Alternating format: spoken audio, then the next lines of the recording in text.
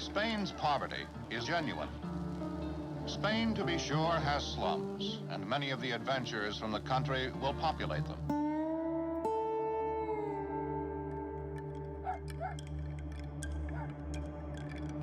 Había mucha miseria, comíamos lo que había, un colchón solo para todos, ¿vale? Mi madre en una punta, mi padre en otro, y nosotros en medio, los 6 hijos. Es que no había ni agua corriente. Y gente que pasaba mucha hambre, claro que sí. Porque tampoco habían trabajos seguros. Que lo he vivido, claro.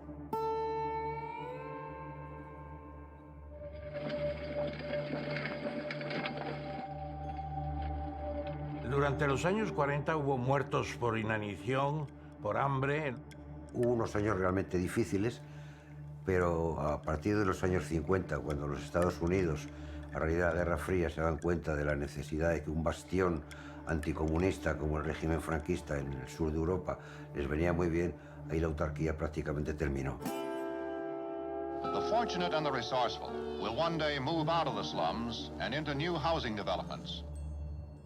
Los norteamericanos establecen ya un sistema regular de apoyo económico al régimen de Franco con los pactos Franco-Eisenhower. Economists frequently deplore Franco's investment of American aid in housing instead of basic productive machinery and equipment.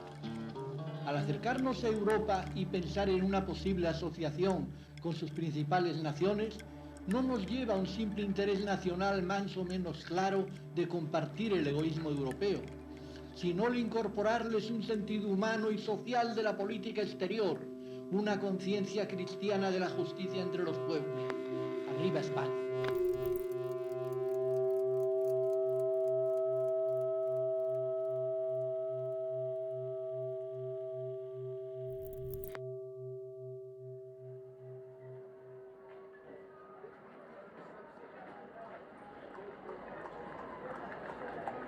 España estaba exhausta económicamente después de una posguerra. La entrada de divisas que traía el turismo, que era un fenómeno nuevo, era una tentación muy atractiva para el régimen, pero al mismo tiempo ponía en peligro los valores que defendía el régimen, que era un régimen aislacionista y cerrado en sí mismo. No en vano se llamaba a sí mismo la Reserva Espiritual de Occidente. Franco vio el turismo como un peaje a pagar por mantener España. Desde el principio intentan revitalizar un turismo cristiano, un turismo eclesiástico. En la ley de Dios encuentra la justicia social su mejor base. Y no olvidemos que donde no llega la capacidad y los medios del hombre, llega siempre el poder de Dios. Pero bueno, fracasa estrepitosamente porque es verdad que los europeos que vienen no quieren ni ver iglesias, ni quieren hacer ningún camino de ningún santo ni de ningún peregrino, sino lo que quieren es la España de sol, sangría y playa. Siinä se on, käden ulottuvilla. Lämmin, aurinkoinen, viehättävä Espanja. Viime vuosiin asti on se meille kaukaisen Pohjolan asukkaille ollut etäinen, tavoittamaton satumaa, mutta nopean lentoliikenteen ja erinomaisten lentoyhteyksien ansiosta ovat tuhannet ja taas tuhannet pohjoismaalaiset löytäneet sen.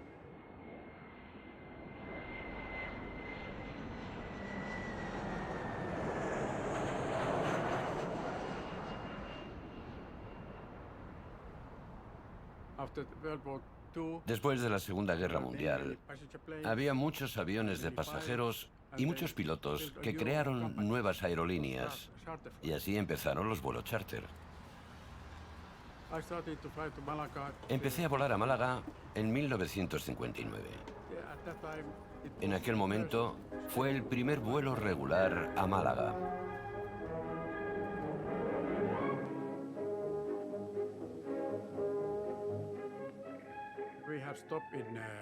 Hacíamos escala en Suecia, en Gotemburgo, en Luxemburgo, Barcelona y finalmente llegábamos a Málaga.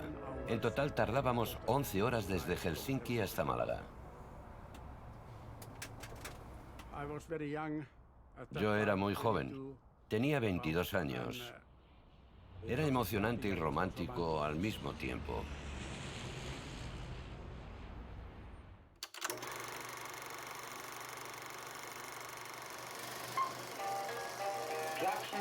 held the view that you should enjoy every minute of your holiday, including the traveling. It was with this in mind that they introduced the first all-jet holiday program. Clarksons look after your interests in many other ways, the most important of these being the hotel where you will be staying. First-class travel and accommodation. What else can a tour operator offer you? En España no había ningún tipo de infraestructura turística. Fueron los turoperadores los que vieron una oportunidad de negocio, lo cual al régimen le venía muy bien porque se lo daban todo hecho. Había paquetes muy baratos que incluían vuelo, más hotel, más alojamiento, todo incluido. Vino rodado, vino por las circunstancias de un país de unos precios súper competitivos, barato y lleno de ingredientes que podían satisfacer plenamente las necesidades de la clase media y media baja, incluso del proletariado de países de Europa que ya en aquel momento disfrutaban de la sociedad del bienestar. En el Palacio del Pardo se reúnen con su excelencia el jefe del Estado español, el gobierno en pleno y los nuevos titulares de las carteras ministeriales que prestan juramento de sus cargos. La experiencia de los últimos 20 años aconsejó dar un nuevo paso en el proceso evolutivo de la administración central, para que su estructura responda más cumplidamente a las características de un Estado moderno. La entrada de los tecnócratas del Opus Dei significa una cierta recuperación de la economía española y se organiza una industria turística que algunos pensaban que era la gallina de los huevos de oro, que iba a poner huevos solamente una temporada. No, el turismo se convierte en un ingreso permanente. La liberalización prevista por el gobierno significa el paso de una economía de escasez a otra de suficiencia.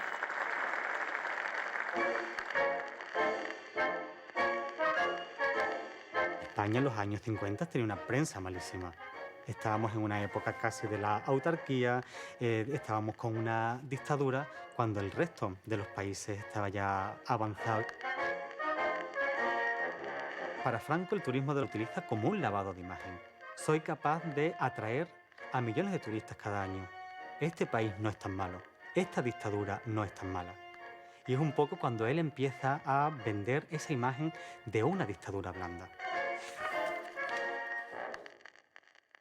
Para el régimen español, desde luego, tener tanto turismo era un timbre de gloria. Y nos visitan millones de turistas y vienen sin problemas y sin visados ya y tal y cual. El propio régimen, para hacer marketing del turismo, hace la afirmación, su eslogan incluso es Spain is different, España es diferente. Vende en términos atrasados, tradicionales, arcaicos, el turismo, pero a la vez quiere el turismo como motor de modernización del país. Franco quiere dejar claro que él va a cuidar de las almas españolas y va a ser un poco más permisivo con los extranjeros que vienen del resto de Europa. Ha terminado la Segunda Guerra Mundial y Europa lo que quiere es celebrar la vida. Beber, ligar, un poco divertirse, y para eso vienen aquí los turistas. Xenofilia es una palabra un poco rara que significa ni más ni menos que amor a lo extranjero.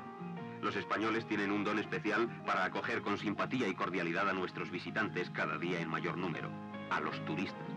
Un extranjero... El turista que venía era acrítico, le importaba tres narices si esto era una dictadura o era el paraíso de las libertades. Ellos sabían perfectamente lo que iban a pagar, los días que iban a estar, los servicios que se les iban a dar y cómo se iban a pasar de estupendamente bien por las noches, y nada más.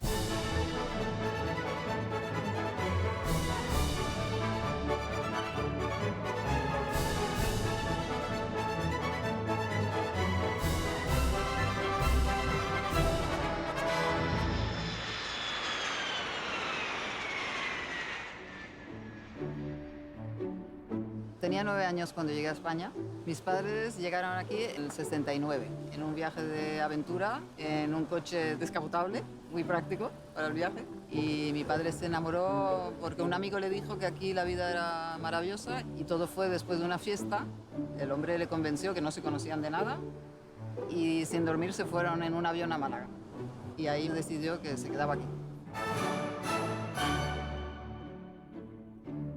Yo vine a España en el 64. Claro, piensa, en Suecia éramos muy liberales, habíamos tirado los sostenes porque esto era señal de libertad. Y entonces llegar en los años 60 es como volver atrás 30, 40 años. Yo vine a España porque quería mejorar, perfeccionar mi español. Lo había estudiado, pero para traducir y no para hablar. Y allí la alegría y la bebida y la comida y el ruido, esto sí era diferente.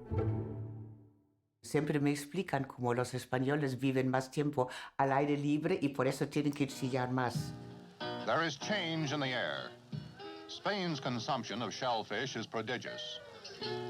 Nosotros llegamos en coche a Madrid, a la estación de tren. Y yo recuerdo el bar con el suelo cubierto de papeles. Y ahí me angustié mucho y solo tenía 9 años. Y decía, madre mía, ¿dónde me han traído a mí a vivir? If you're squeamish about throwing the shells on the floor, the waiter does it for you with a flourish and characteristic lack of discipline and contempt for rules. Todo el suelo estaba lleno de papeles. Se ve que esto era típico, que tiraban todo al suelo. Los bares estaban muy sucios y olía a gambas y pescado en todas partes. Ir a un bar de carretera, que es lo único que había donde vivíamos, donde los gatos se subían a la mesa, eso para nosotros era como ir a un parque temático.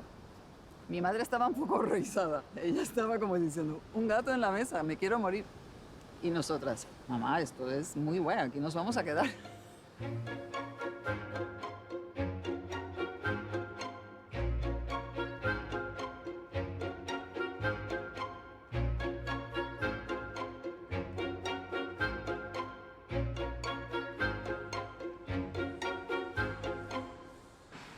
Mi padre y mi familia eran constructores de repostería de piedra y el boom turístico nos llevó a transformarnos en hoteleros.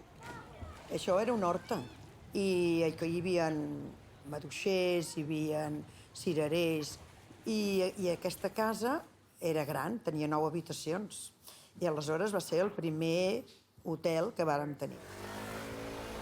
Això que és l'hotel ara. Aquí sembràvem patates, i sembràvem cacahuets, sembràvem tomates i bròquil. I als 60 ens varen posar, ja vam fer, als 61, la pensió. Aquí había un grupo de palmeras y lo llamaban el palmeral. Abundan también aquí los extranjeros que montan su campamento ambulante desdeñando las comodidades hoteleras, unas veces por capricho y otras por economía. Y a partir de ahí, pues imagino que mis padres verían que aquello podría ser un medio de vida distinto a lo del campo. The enormous growth of the holiday business has meant there is a shortage of really good hotels. So Clarksons have financed the improvement of existing hotels and the building of new ones. Clarksons are involved right from the start. Their experts are there to advise on the siting, to make sure there's a good beach and pleasant scenery surrounding the hotel.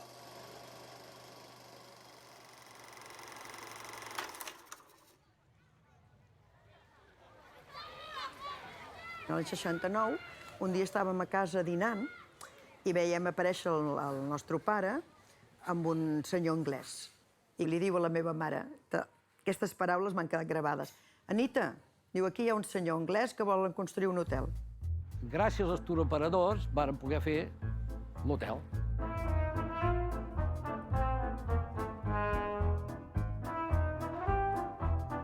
Va mirar el terreny, estàvem a 300 metres de la platja, ell ho va considerar ideal. A partir d'aquí, ell ens va dir que oferien una ajuda econòmica a canvi de que durant 5 anys l'hotel fos amb exclusiva per ells. En aquel momento la banca española era el turoperador europeo, que es el que ponía dinero y en el caso nuestro concreto, pues bueno, pues vinieron aquí, ¿por qué no haces 2 plantas encima del chalet y tal, y me las alquilas? Se vendía un bancal, se construía un poquito y poquito a poquito se fue creando o se fue formando el palmeral. Yo creo que lo hicimos por lo menos en 7 fases. O sea, que hemos tenido 4 o 5 recepciones, hemos tenido 3 o 4 bares diferentes, hasta el 89, que és el existente ahora, no? Nosaltres, el que és l'habitació, donava per pagar tot aquest crèdit que el turoperador ens havia donat. Amb els únics diners que comptaves érem el que es recaptava en el bar i en el menjador, aleshores es podia pagar els sous del personal. Todo el milagro económico español, incluido el milagro turístico, se basa en la superexplotación de la clase trabajadora española. Es una paradoja, pero es así. La clase trabajadora europea de los países más desarrollados vienen a disfrutar de un turismo barato gracias a la explotación de la clase obrera española. Eso está clarísimo.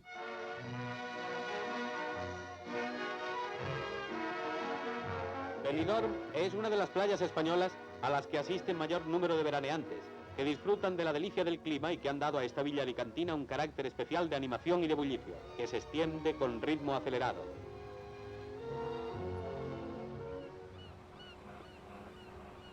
Benidorm estaba en barbecho y era una tierra totalmente de oportunidades, ganas de trabajar nada más.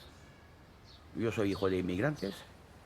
Mi padre tuvo la idea en un momento dado de montar una agencia inmobiliaria y entre el año 64 y el año 68 pues hicimos unos 440 apartamentos.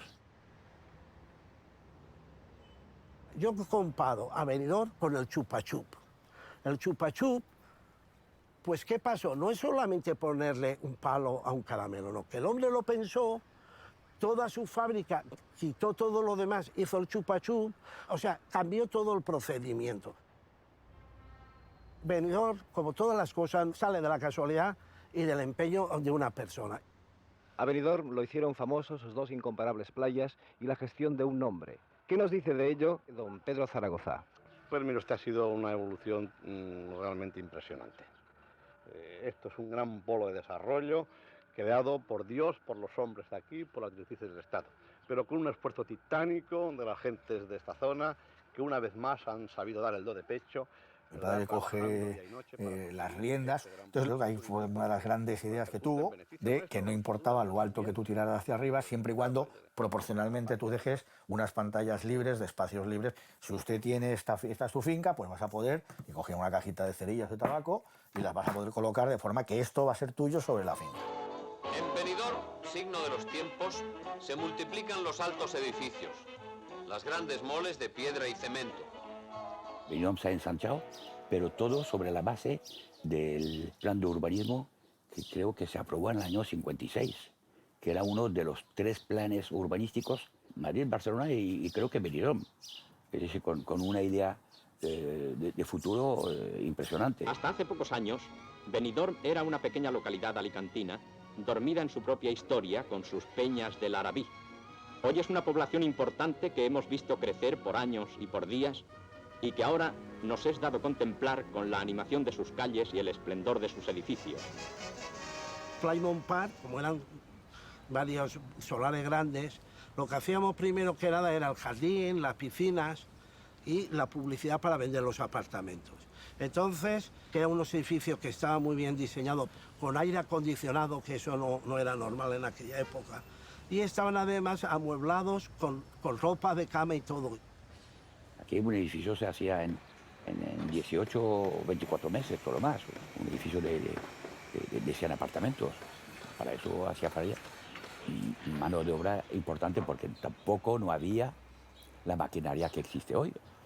Tú querías ver una obra de 15 plantas y había que subir las 15 plantas a pie.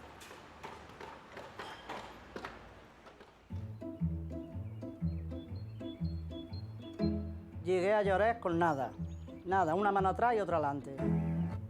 Aquello de ver aquella gente catalana, mayor, vendiendo patatas, teniendo terreno, teniendo de todo, fue lo que me enamoré de Lloret.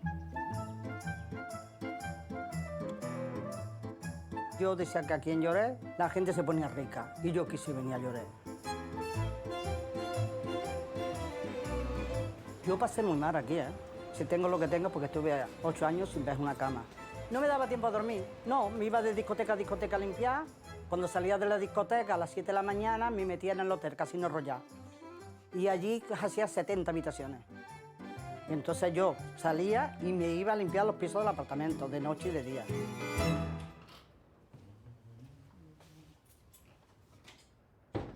En el verano del 65 tenía 13 años. Yo empecé trabajando de botones. El trabajo es muy duro también porque todos los apartamentos no es como un hotel, pero aquí tenías tu horario, entrabas y salías, y tú ya te ibas y podías tenías tu tiempo de descanso. Fue una salida del campo extraordinaria para nosotros. Me acuerdo, había mi pobre madre, cuando llegaba yo a casa, me cogía los bolsillos y decía, Manolo, ¿qué has cogido de propinilla? Para ayudarnos a la economía, que no estaba muy bollante, de propina ganaba como 2 o 3 sueldos más.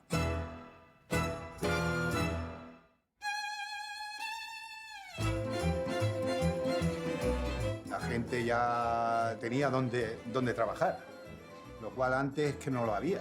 No lo había, era el mar y nada más. Cuando ellos empezaron a venir, nosotros empezamos a subir.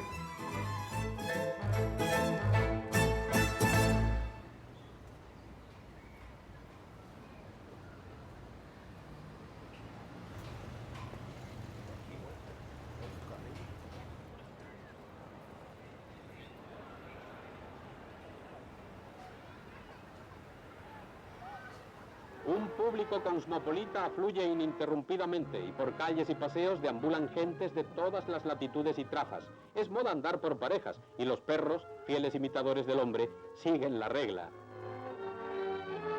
Los espacios de turismo son zonas de contacto cultural. Culturas diferentes, maneras de entender el género de forma diferente, el arquetipo de hombre y mujer y también, yo diría, jerarquías sociales.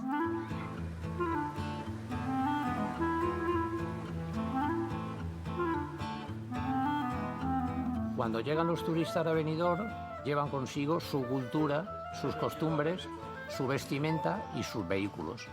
Entonces, claro, aquí nos chocaba, porque Benidorm en aquella época era un pueblo que todavía tiraba carros con burros.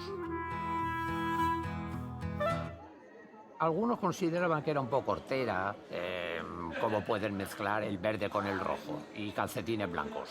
Y también había gente que le hacía gracia y decía, mira qué bien, se divertía mirando todo aquello, era como un espectáculo, como el Circo del Sol, però en Benidorm. Al carrer de la Vila, on jo vivia, hi havia costum a l'estiu, quan ja s'anava el sol, i treure les cadires a la vorera. Treure les cadires a la vorera i mirar com passaven els primers estrangers. I llavors era un espectacle, allà asseguts al carrer, anar veient, mira aquella, mira aquí, les dones sobretot, no la mare i les veïnes, mira aquella quin vestit que porta, guaita, quin escot que du, se li veu tota l'esquena. Lo que le llega a Franco es que muchos hombres pasan horas apoyados en la balaustrada mirando pues las playas y mirando cómo se divertían estas mujeres. Y Franco, en otra vuelta de tuerca, tiene una idea que es ordenar, derribar todas estas balaustradas y plantar cipreses para construir una especie de telón entre lo que pasaba en la playa y lo que ocurría en el pueblo. El turismo trajo una mutación absoluta de las costumbres, la construcción de los apartamentos en primera línea de playa hacía que la gente fuera a la playa casi desnuda.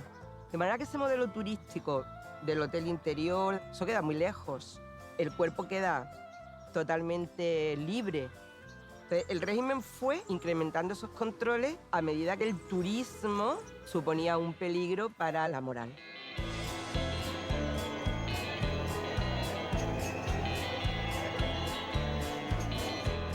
Cuando empieza el turismo, es verdad que Franco no le gusta esa llegada de turistas. Entonces, Franco, en un intento por mantener controlados a los españoles, convoca de urgencia un congreso que tiene por título el primer Congreso Nacional de Moralidad en playas, piscinas y márgenes de ríos, y se dedican toda una mañana a debatir sobre las partes del cuerpo, a decidir qué partes del cuerpo son decentes y se pueden enseñar, y no se llegan a poner de acuerdo en los 3 días que dura el congreso si las clavículas es una parte decente o indecente. Dicen, bueno, que las clavículas pueden ser 2 flechas que apuntan peligrosamente hacia el escote. Este hombre, que estaba encantado viendo la semidesnudez de las turistas, evidentemente cuando llegaba a casa hacía como que no había visto nada, y a su mujer evidentemente la solía someter, como siempre, pues a que fuese vestida como Dios manda. en los sitios de playa se produce un choque bestial entre las españolas y las turistas. Hay muchos pueblos en los que hay procesiones extraordinarias de la Virgen para pedir que los protejan del turismo o para pedir que se vayan las turistas. Cambiaban los carteles para que las turistas no pudieran llegar a la playa. A partir del año 53, 54, 55, hay ayuntamientos que ya anuncian que multan a las españolas que insulten, que agredan o que incomoden de alguna forma a las turistas. Y entonces, cuenta la Biblia, mientras Adán dormía, Eva, desobediente y voluble, pecó e hizo pecar a Adán con las consecuencias de todos conocidas. Hay que pensar que el régimen franquista estableció un Estado patriarcal, un Estado que se dedica a la escolarización de las niñas, en la domesticidad y también en términos de los valores asignados a las mujeres como madres de familias perfectas casadas, y asigna como misión a las españolas esta redención, esta purificación del país.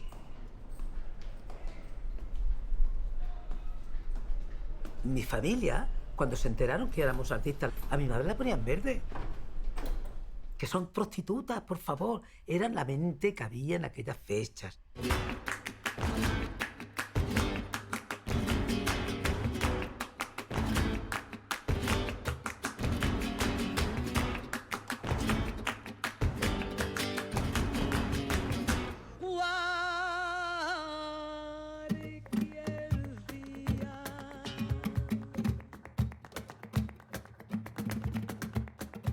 Cuando empecé a bailar, yo me subía a la falda. Y mi padre decía, que bájate la falda, que se te ven los muslos. Pero todo esto en voz alta, no te lo comas de vista. Eso es impresionante, por favor. Y yo, las niñas decían, ¿quién es, hija? ¿Quién es el que chilla? Digo, mi padre dice, uy, ¿qué te va? Bájate la falda, que se te ven los muslos. Pero vamos a ver, por favor. Es muy fuerte, te lo digo de verdad. Franco tiene claro que hay que vender las playas al extranjero. Entonces se hace como una gran simbología que va a representar a España y que está casi muy centrada en las costumbres andaluzas. Se vende el toro, se vende la sangría, se vende el flamenco, se vende el sol y se vende la mujer de rasgos pues andaluces, morena.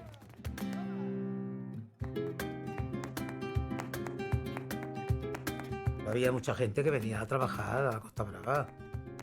Nosotros vivíamos más del turismo que del español. Es que es verdad, las cosas como sean. Porque trabajábamos con los hoteles. Claro, mi marido daba una comisión y nos traían toda gente.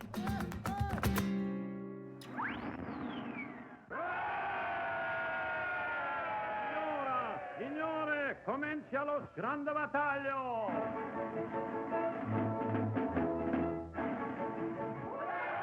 Per clar, aquests estrangers, saps què passa? Que en el seu país d'origen ja els hi venien això. Ja els hi venien pues, el toro, el flamenc, i llavors, clar, molta gent venia això. Entrate del toro, qui viene adesso di qua? Els toreros que venien a torejar també els teníem, cony. Que aquí davant de l'hotel, els estrangers, oh, foto conmigo. Tots allà foten a foto. I l'altre resava, ai, virgen de mi madre, Dios mío, que me salga bien. Era nois que devien ser principiants o novilleros o així, i els portaven a la plaça aquell dia, pobrets, venien, ets una merda, tu. I llavors, aquí a Lloret hi havia moltes botigues de folclores, no? De panderetes, de bailarins, de flamencos i castanyoles. Una cosa molt curiosa, que es venien molts de barrets de mexicans aquí a Lloret. I mai s'ha sapigut el per què. Aquí a Lloret no hi va haver mai tradició de flamenc, va ser el turisme. No li podien ballar una sardana perquè fora d'Espanya els coneixia el flamenco. Va venir el típic a l'Spanish, llavors començava, hello, where are you going tonight? No? Ja, we go with the fathers, o dancing, o flamenco show, i sí, home, els primers ligues, que no era maco allò, hòstima, com hi penso. Bueno, aquí había un ambiente muy internacional. La comunidad de extranjeros estaba muy unida, nos conocíamos todos. Creo que no había un extranjero que no conociera al otro. Se iban al Marbella Club, que en esa época pues era lo más chic. En Torremolinos habían hecho en la Nogalera, que eran unos apartamentos de lujo, nuevos, estaba el Tiffany's.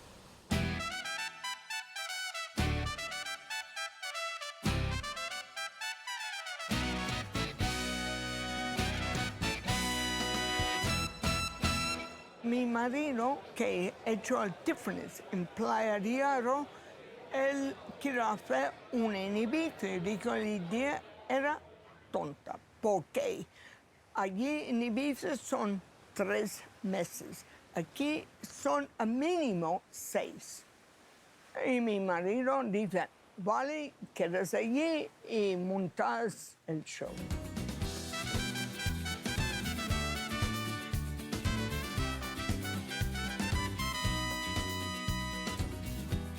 Tiffany's era fiesta. Era muy grande, muchas luces, la música muy alta. Y yo he hecho un tequila cóctel con limón, un toque de menta y mucho hielo. Y yo llamaba el cóctel de Tiffany's de Torremolinos. Y la gente pasaba muy feliz.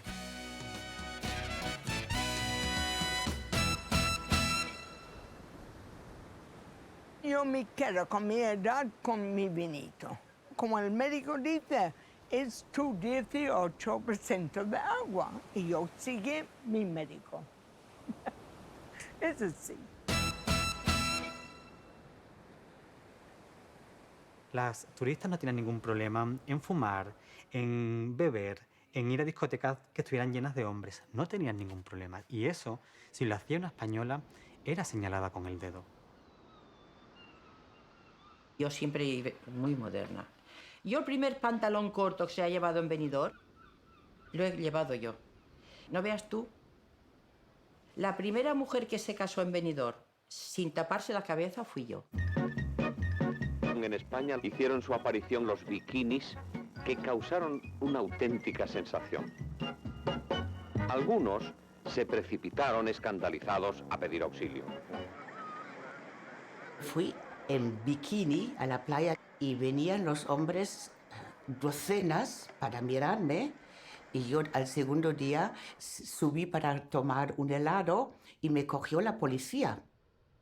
La policía de la playa, que era una policía que iba orilla arriba, orilla abajo, con 1 metro, midiendo pues, los bañadores de las mujeres y multando a todas las mujeres que llevaran el bañador pues, más corto de lo normal. En el 56, antes de ser Miss Playa, yo ya llevaba bikini. Traído de Francia. En España no habían esos bikinis. Yo llevaba mi braguita y mi sostencito, las más de mona y las más de... Yo nunca me he escondido a la playa. Si me veían, pero yo en la playa de Levante no, por supuesto, porque bastante tenía con las críticas.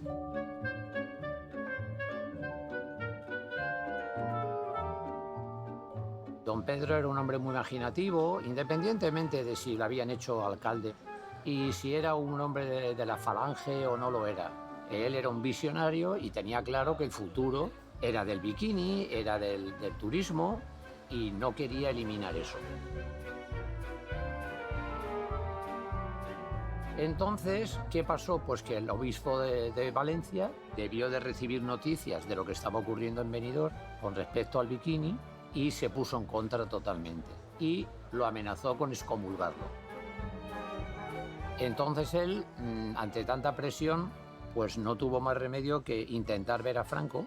Al final consigue, pidiendo favores, gente que conocía de la época de Madrid, tal, que le consigue una entrevista en El Pardo, de cuando se coge la famosa Vespa y se va para allá.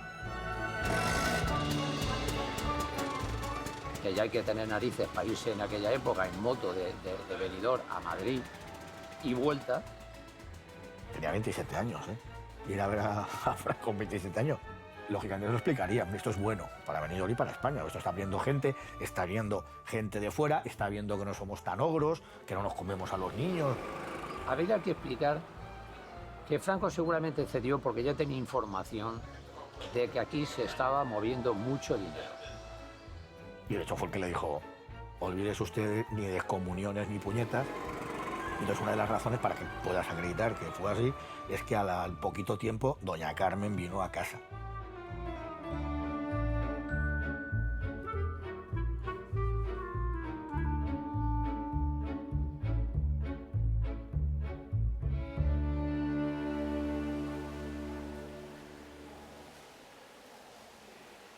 La llegada masiva del turismo creó dos nuevas Españas. Una que era la España que recibía la influencia de los turistas y otra era la España interior que seguía aislada y que no tenía ningún contacto con el exterior porque toda la información que le llegaba estaba controlada por el régimen. Estaba prohibido ir en bikini. Estaba prohibido totalmente. Completamente. Tenías que llevar el traje de baño, una pieza.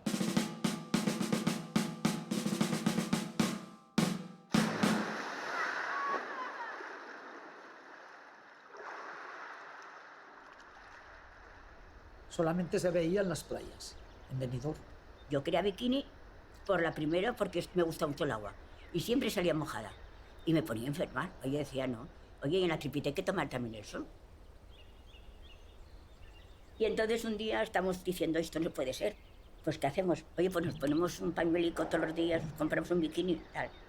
Y dijimos un día, mañana, que es sábado, a tal hora nos quitamos el pañuelo. Y a las 12 en punto se quitan todos los pañuelos. En las pancartas pusimos, queremos bikini. Entonces había, me parece que estaba un encargo que se llama Florencio. Y en ese tiempo había un problema con las bases americanas que en Zaragoza. Y el hombre pensó que íbamos a una sublevación contra los americanos. Llamó a la policía y mira por dónde vino toda la policía con una cosa que se llama lecheras o tocineras. Y entonces dijeron a alguien qué pasaba, le encargó. Es que estas chicas no sé qué están hablando contra los americanos. Y dijimos, ¿qué vamos a decir de la base? Que queremos bikini. Continuamos con la marcha, y hasta que al cabo de 3 días conseguimos ponernos en bikini en la piscina Olivar. Mi nieta de 10 años se parte de risa. Es que dice, ya, eso hicisteis. Ay, qué bien, ya. Yo tenía que haber estado dándote, ir detrás de ti.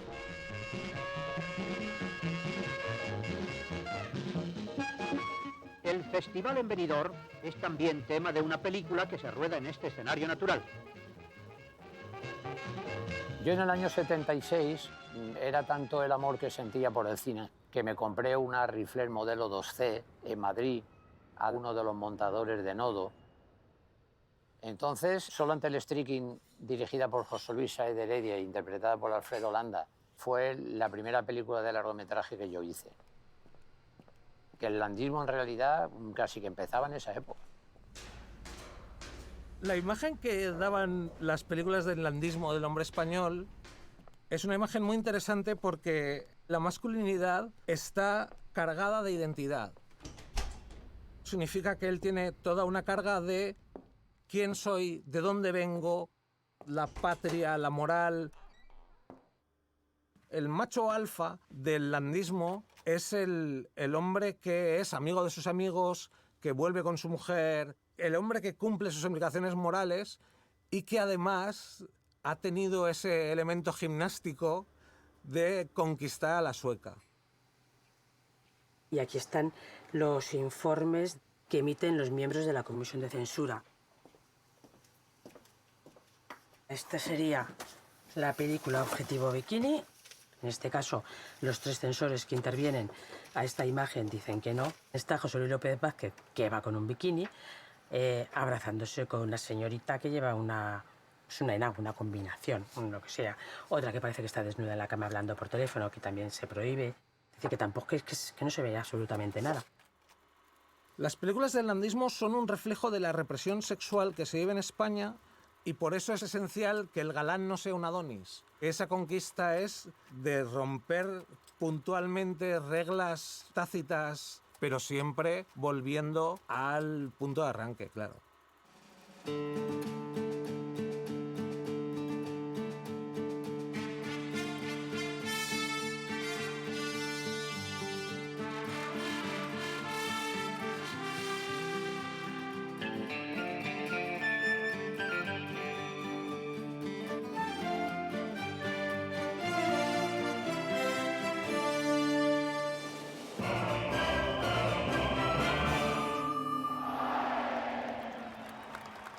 La sueca es, en el imaginario popular, la extranjera esbelta, sexy, y la contrapartida, en cambio, es el Don Juan.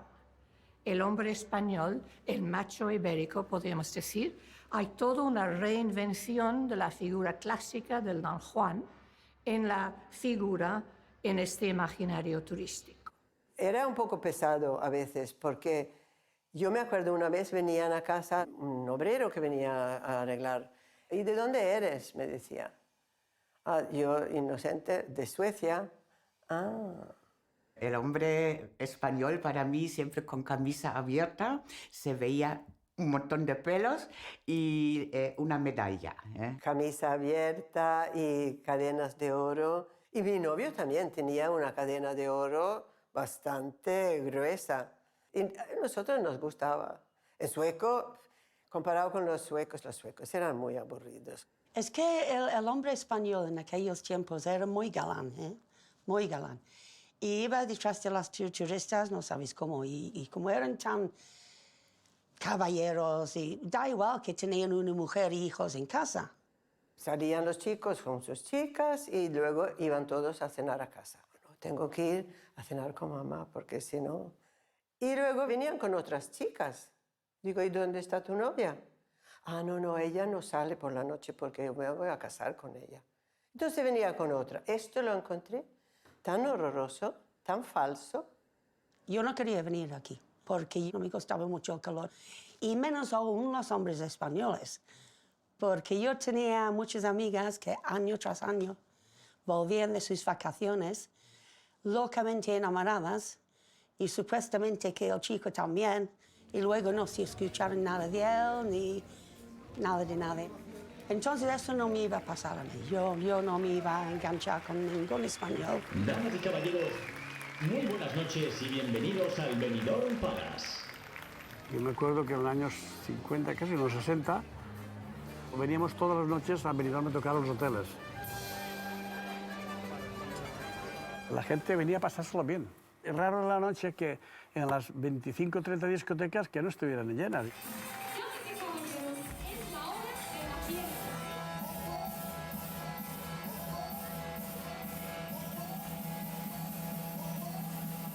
Me acuerdo que estaba tocando en el Hotel Pelícanos. Volvió una chavita muy jovencita allí. Y le dijo, oye, después sales, sí, podemos salir a tomar, a ver, enseñar Benidorm de noche. No me cayó nada bien. No me cayó nada, pero nada bien. Pero resulta que donde yo me iba, estaba él. Y una noche pues decidí salir con él, que yo iba a dejarle en plantón. Entonces me fui para decirle, lo siento, pero he cambiado de opinión, no voy a salir contigo.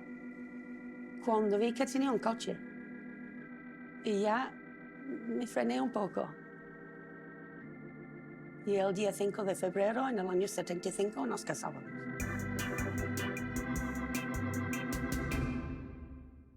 Cinco o 6 parejas de amigos míos pues se casaron con extranjeras.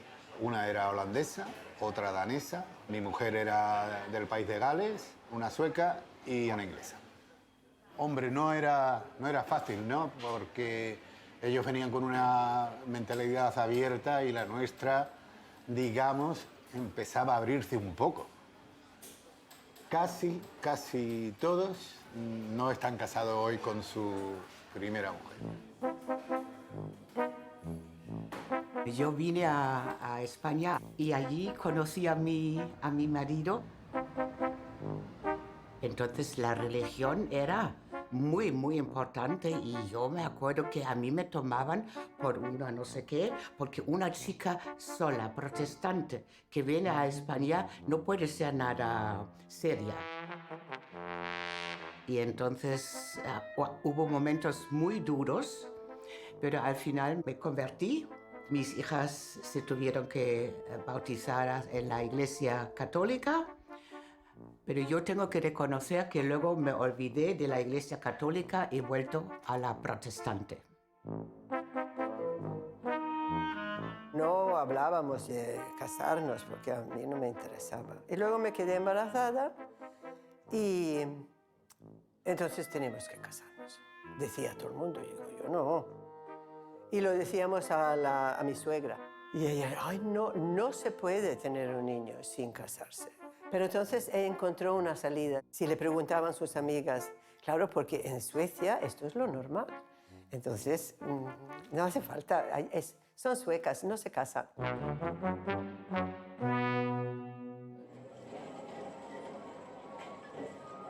Jo me recordo que la meva mare ho comentava, que les clientes portaven nous aires. A la nit han sortit soles i l'home s'ha quedat, o a l'inrevés.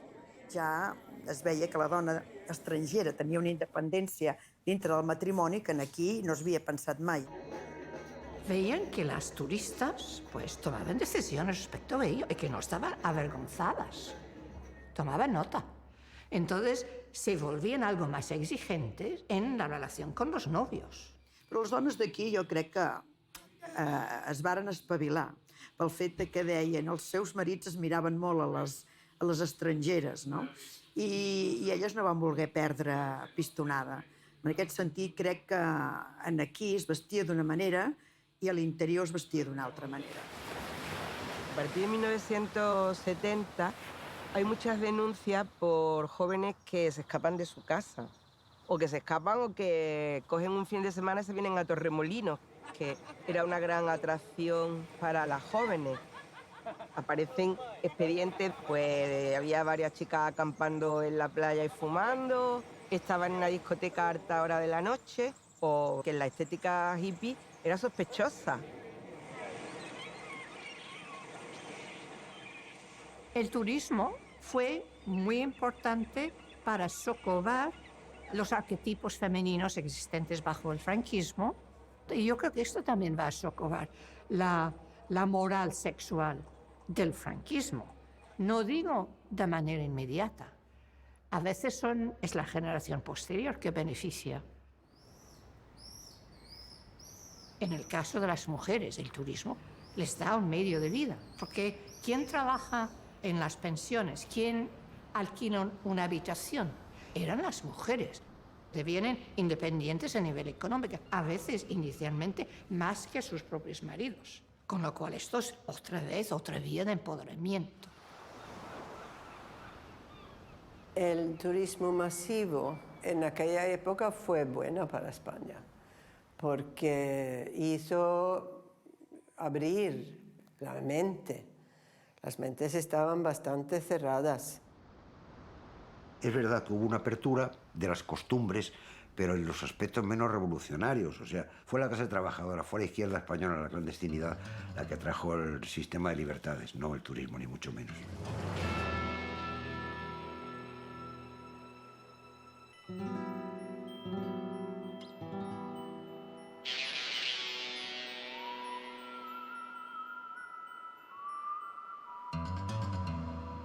Cuando la época del turismo fue un movimiento no planificado, fue muy espontáneo, por eso se cometieron tantas barbaridades, de ocupar zonas de playa sin protección, pero el crecimiento estaba descontrolado y cada uno hacía lo que podía.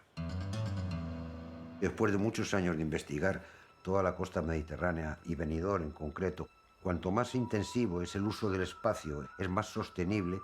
Lo salvaje realmente se produce por la urbanización extensiva, son insostenibles desde el punto de vista medioambiental, de las infraestructuras, de los abastecimientos. Ese es el verdadero urbanismo salvaje. Jo me'n recordo que hi va haver l'alcalde que veia nois, no sé si anem bé. O voleu quantitat o qualitat. Estem apostant en quantitat i no anirem bé. Què us haig de dir ara? Nosaltres hem anat bé. Molta gent ha anat bé i a conseqüència d'això del turisme ha viscut molta gent.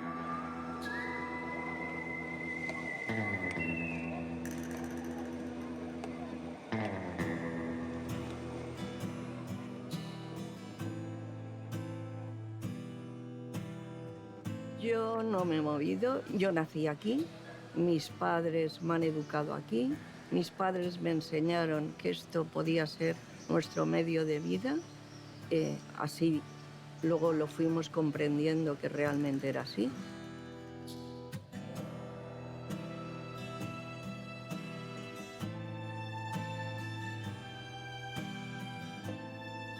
I aquest enriquiment va ser això, a base de moltíssim esforç i, a veure, molt d'atreviment, també, perquè és iniciar negocis dels que no en saps res i anar aprenent mica en mica. I tot això, la veritat, és que avui en dia ho mires i dius, no sé si m'atreviria.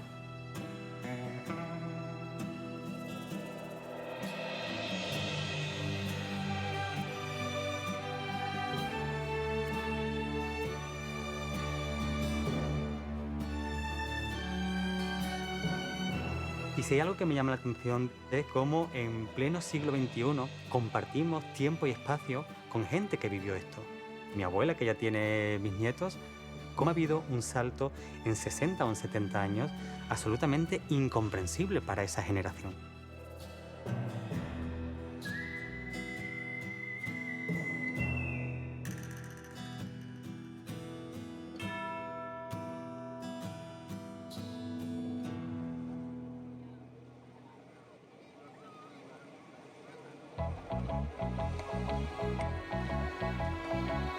Torna il sole sopra la città e tutto brilla di colore. Una farfalla vola qua e là e si riposa sopra un fiore. Il cielo è grande sopra la città e tutto abbraccia come il mare. Il vento caldo ci riporterà il profumo delle more. Se qualche nuvola ritornerà, avremo sempre il nostro amore.